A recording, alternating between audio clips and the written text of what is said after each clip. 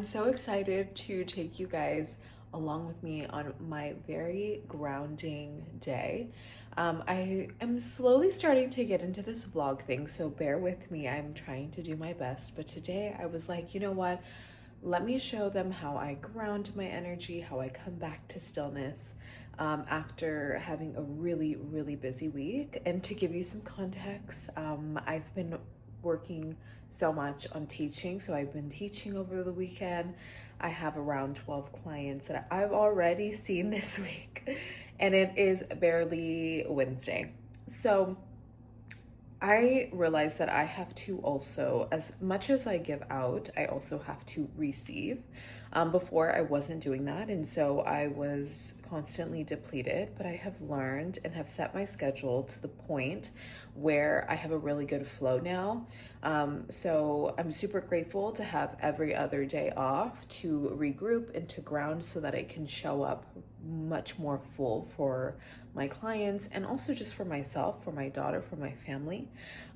So I wanted to show you guys how I kind of spend my day and what I do. So I'm gonna be taking you along with me. First, we're getting ready for Hot Sculpt.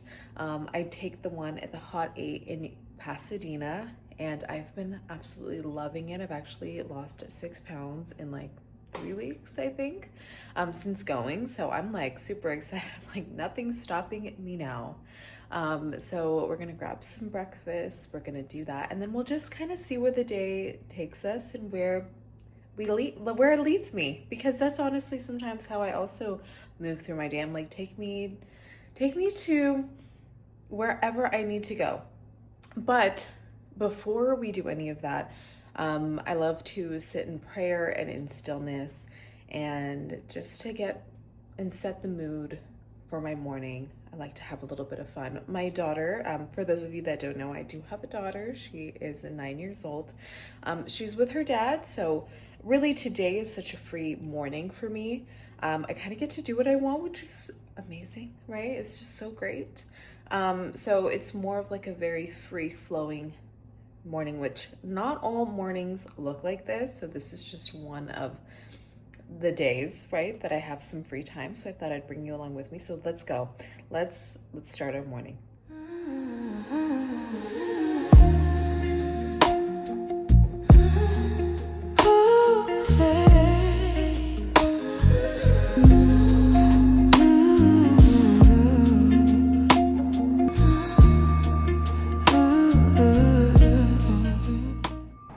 Also, I just remembered they don't let me film in hot yoga. So I'm gonna just fast forward to the part where I'm like really sweaty and have already completed this. Okay, you guys, so we made it to my absolute favorite park. Look at how beautiful this park is. There's hardly anyone ever here. Yo, my shoes just chilling. And we got some delicious lunch from Erewhon. I'll give you guys a close look. So I have orange chicken, the broccolini, and the gluten-free mac and cheese. Oh my gosh, you guys, it's so good. I also got the organic heavenly, so if you're ever at Erewhon and you want a juice to try, definitely try this one. It's a little sweet, but it is delicious. It's probably one of the best juices there.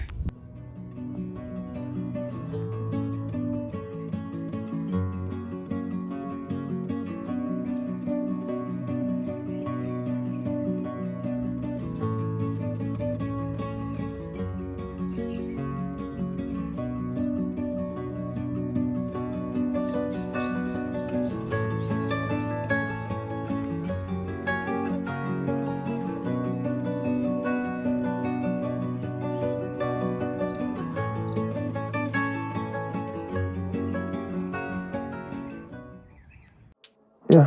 Don't nobody else make me feel like. Don't nobody else make me feel like. Don't nobody else make me feel like. So don't nobody else make me feel like. Okay, guys, we are back home.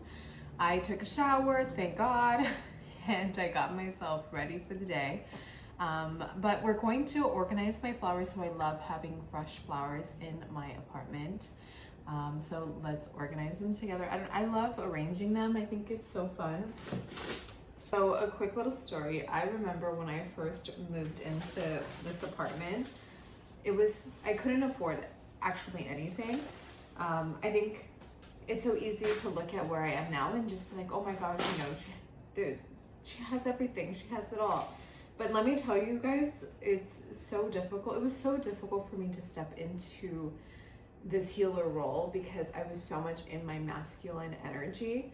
I had no, like I was a single mom, and I had my daughter super young, and all of my life, even as my old job, I was a personal trainer, and that is very masculine to some extent. And so,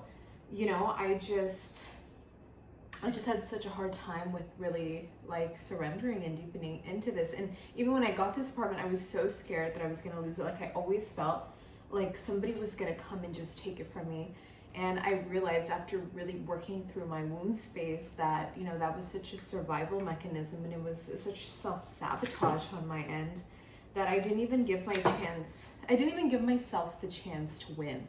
And I remember like laying, like I had no couch. I don't have, there was nothing. I was literally sitting on the floor and I was crying. And I was pleading to God. I said, God, why did you give me this? And I want to cry right now. But I was like, why did you give me all of this if I couldn't achieve it, if I couldn't like get this job done for you? Sorry, I didn't think I would cry. And he just said, you don't trust me? Like you don't trust what I have for you? And I just said, well, like, how do you want me to go about this? How do you want me to survive? Because I don't have any money. I only have this dream that I want to accomplish, and I know that I'm meant to help people. And he's like, you're not creating anything. You're not helping me.